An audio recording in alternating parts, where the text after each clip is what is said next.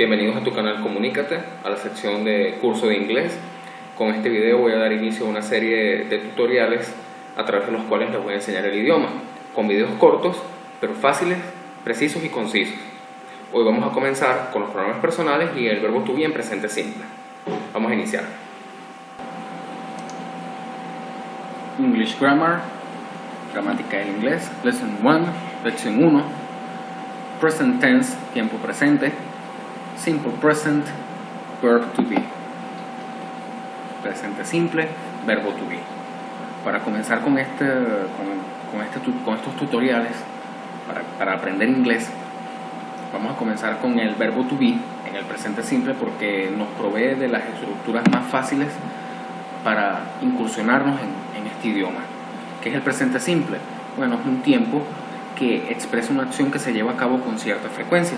Puede ser todos los días, puede ser una vez al mes, una vez a la semana, 2 veces a la semana, pero se lleva a cabo con cierta frecuencia. Pero antes de nosotros comenzar con lo que es la estructura de una oración, vamos a comenzar primero a conocer los pronombres personales. ¿Qué son los pronombres personales y cómo se utilizan? Los pronombres personales son aquellos que sustituyen al sujeto de la oración. Este sujeto puede ser una persona, un animal, una cosa o una idea. Pero el pronombre personal siempre va a ir en el sujeto de la oración. Siempre. Entonces, acá tenemos los pronombres personales en inglés, su traducción al español.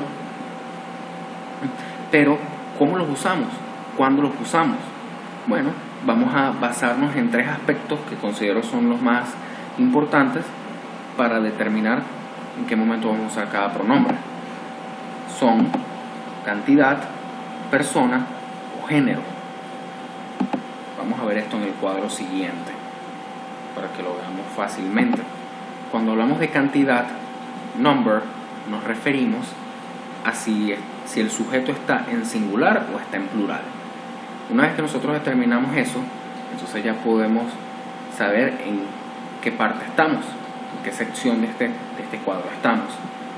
La primera persona del singular es I, la segunda persona you, tú, y la tercera persona del singular se divide en 3 pronombres, uno para cada género. Para masculino he, para femenino she y para neutro it. ¿Qué es neutro? ¿Qué es un género neutro? Cosas, animales o ideas que estén en singular. Cuando pasamos al plural, es decir, el sujeto tiene 2 o más personas, cosas, ideas, entonces la primera persona del plural es we, la segunda persona es you y la tercera persona es they.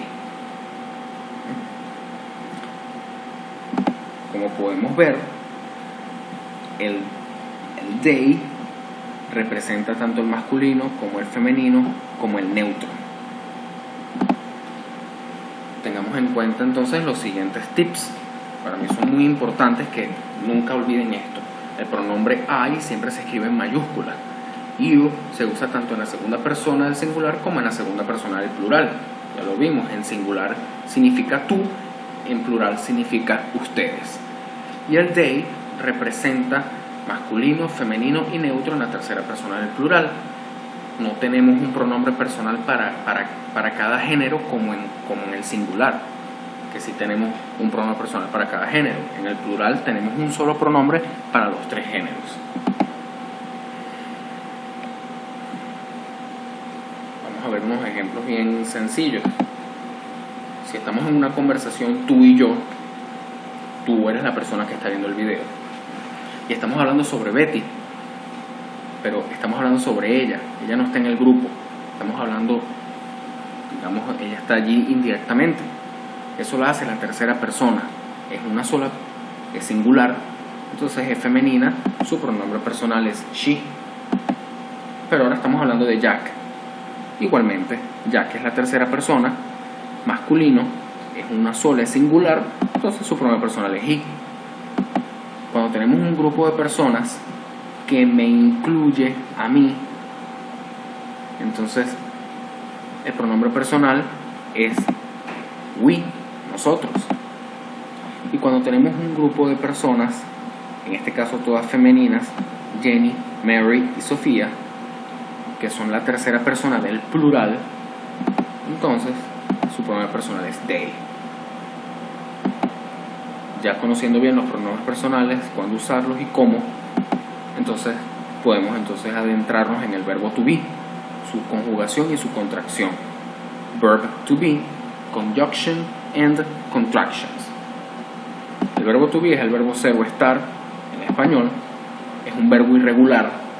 ¿Por qué? Porque no necesita de un auxiliar para usarse.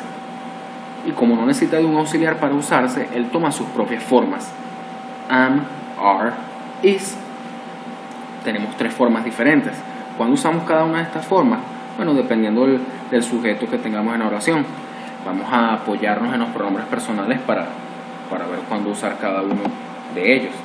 Tenemos la conjugación. Aquí está. Como podemos ver, el am se utiliza solamente con I y el is se utiliza solamente en la tercera persona del singular. Para los demás pronombres utilizamos el are. Esa es la conjugación. Podemos utilizar contractions, que la contracción es simplemente la omisión de una letra utilizando un apóstrofe. Y aquí las tenemos para cada uno de los pronombres personales con su verbo, con su forma del verbo to be. ¿Cómo se pronuncian? I'm, your, his, she's, it's, we're, your, their. Pero esto es para oraciones afirmativas. Cuando vamos a hacer contracciones en oraciones negativas, aquí tenemos las contracciones. Son negative contractions y como podemos ver, se contrae es el verbo con el not, a excepción del am, que se sigue contrayendo con el sujeto y se deja el not separado. ¿Cómo se pronuncian? I'm not, you aren't, he isn't, she isn't, it isn't, we aren't, you aren't, they aren't. Bueno, conociendo esto podemos pasar entonces a conocer la estructura de una oración afirmativa, affirmative sentence. Y aquí tenemos la estructura para el verbo to be. Muy sencillo, sujeto seguido de un verbo seguido de un complemento. ¿Qué verbo?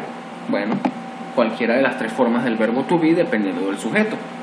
Siguiendo esta estructura vamos a poder formar la oración afirmativa que nosotros queramos con el verbo to be, la que nosotros queramos, siempre y cuando sigamos la estructura. El inglés es un idioma de estructuras, entonces para eso les muestro la estructura. Vamos a ver un ejemplo. John is intelligent. Sujeto, verbo, complemento.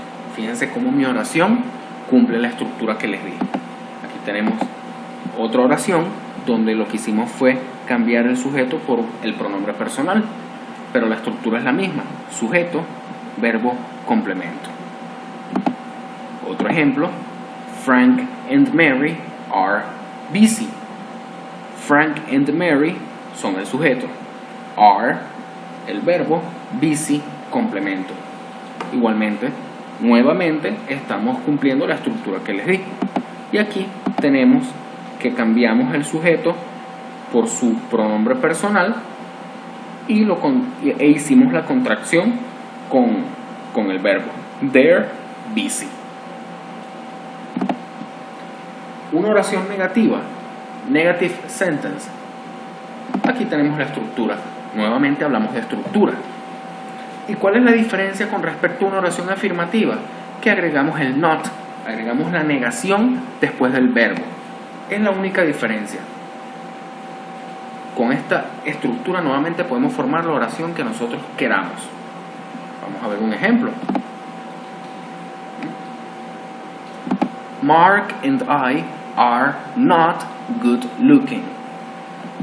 Vamos a ver si cumplimos la estructura. Mark and I es el sujeto, are el verbo, not la negación, good looking el complemento.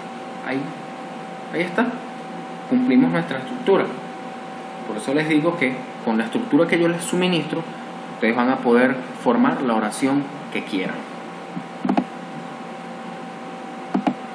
tenemos we aren't good looking, bueno, solamente colocamos el pronombre personal equivalente y hicimos la contracción del verbo con el not, como se los expliqué anteriormente.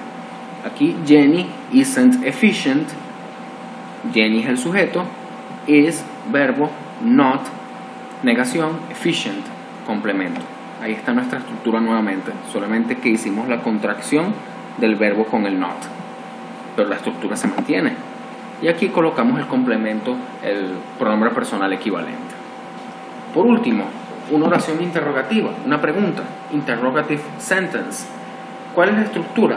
Vuelvo a hablar de estructura y en esto hago mucho énfasis. Debemos mantener siempre la estructura que les suministro porque es la estructura para formar la oración, sea afirmativa, sea negativa o sea interrogativa. Siempre a través de la estructura.